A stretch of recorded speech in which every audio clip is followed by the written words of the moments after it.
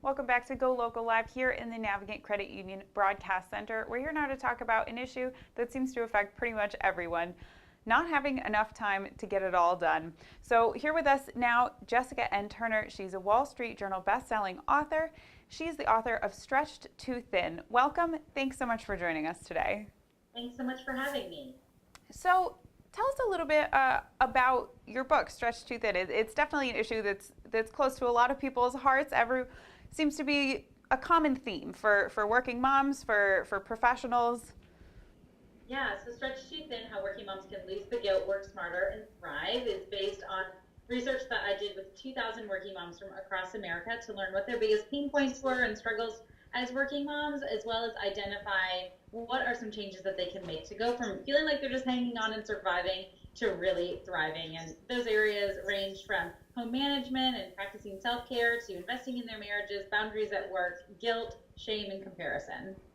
So let's talk about some of those big themes, because like I said, this seems to be kind of the big thing for women of, oh, can women have it all?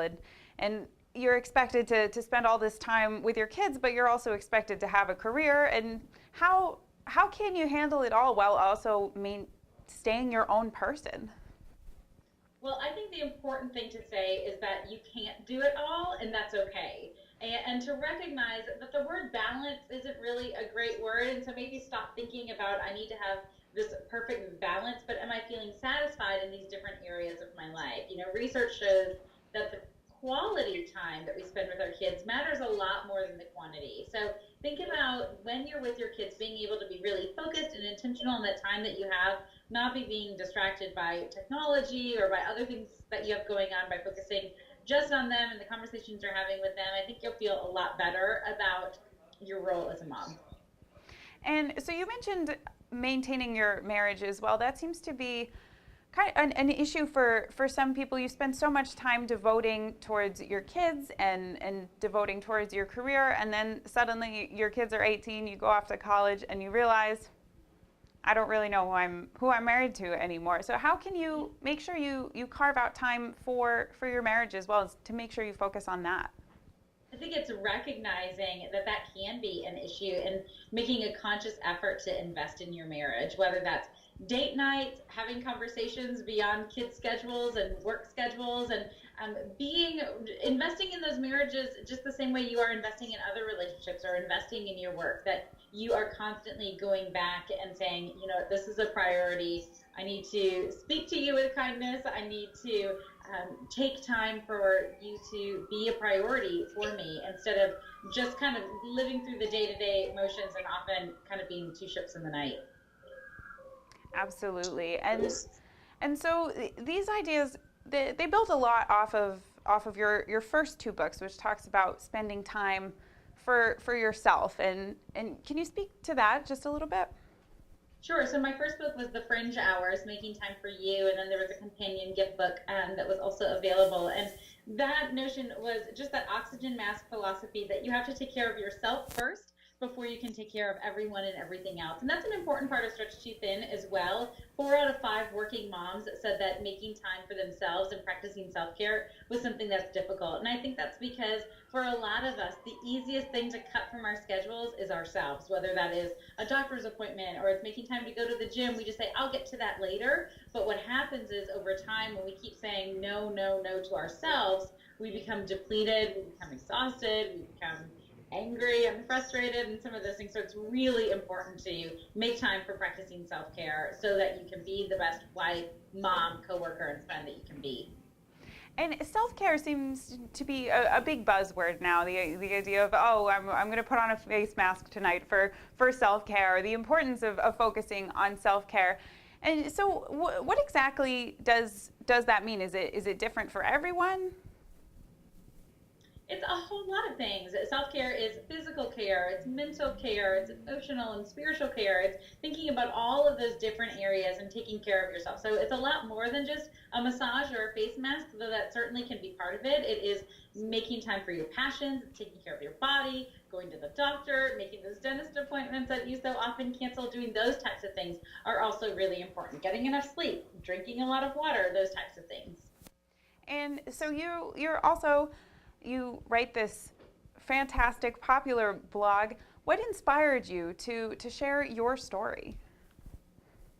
I started blogging 12 years ago. So I'm kind of a dinosaur in the blogging world. My site is themomcreative.com. And really, it was birthed out of just wanting to communicate with friends and family that were based out of state. And then just slowly grew as my family grew and mommy blogging became more popular and now really is a lifestyle destination for a lot of moms. And I think it's because they recognize that I'm telling it like it is and I'm someone that they can trust. A lot of them have followed my site or my social media for a long time and have come to trust in what I have to say. And it's a community that I'm so grateful for. And what are some of your favorite things to write about and to talk about on your blog? I like to get really honest about working motherhood and about struggles in my own journey.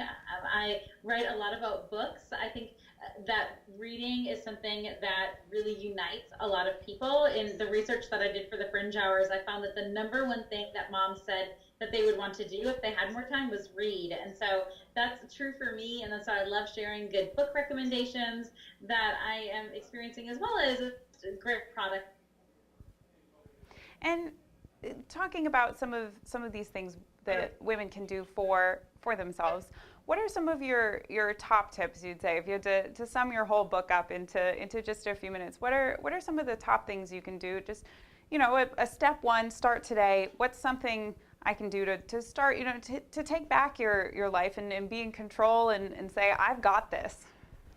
I think a great place to start is to track your time for a week. I don't know that most women realize where their time is going. And this is much more than just the calendaring of the big items that you're doing. It is actually tracking how much time you're spending doing laundry and dishes and carpool pickup and work and all of those things. And when you see that over the course of a week, you can really clearly make some changes to your schedule. You can identify, maybe I don't need to be doing laundry every single day. Or you know what, that group that I'm going to once a week, I said yes to that, but it's not something I'm really enjoying. I should take that out of my schedule and make some changes so that you can make your life kind of feel more like you want it to be. You can say no to those things that maybe you said yes to that you shouldn't have and make some changes, ask for some help. I think asking for help is another really easy step because you can start right at home. You can maybe ask your spouse for more help. You can ask your kids for help. You can just say, hey, this is an area that I'm struggling with. And by being honest with that, you can often make a lot of changes in your home that can be really positive for everyone. I think that's such a great approach. A lot of times it seems that asking for help is seen as weakness or being like, what, I can't do all of this. It can be seen as not being able to handle it. But in some ways that shows strength to say, no, I need help with this. I can't do it all.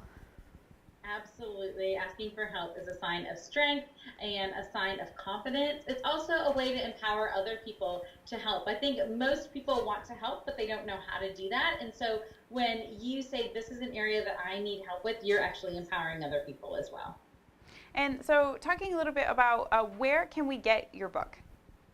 You can pre-order it now. It's available wherever books are sold, Amazon.com, Barnes & Noble, Books A Million, any of those retailers. Target has it as well. You can find all the information on stretchtothinbook.com. And who would you recommend this book to? It seems like there's definitely a broad audience. So would you say, give it to your friends, even maybe new parents, not necessarily just the person who says, help, I'm really overwhelmed. I need some guidance. It seems like pretty much anyone could take some advice from this and help with the balance. Yeah, I think that Stretched Too Thin is a perfect book for any working mom, whether she works full-time, part-time, inside the house, outside the house, in corporate America, in a retail setting. Any type of work that a woman is juggling on top of managing a home and family and marriage, I think this is a book that is going to be really relatable and practical and applicable to her life. Fantastic. Well, thanks so much for taking time out of your busy schedule. As a working mom yourself, we really appreciate you coming on the show and joining us today. Oh, it was my pleasure. Thank you for having me. Jessica Turner, she's the author of Stretched Too Thin. You can get it coming up in September, just a few weeks. Keep an eye out. You don't want to miss it. And we'll be back in just 1 minute with our next guest here on Go Local Live.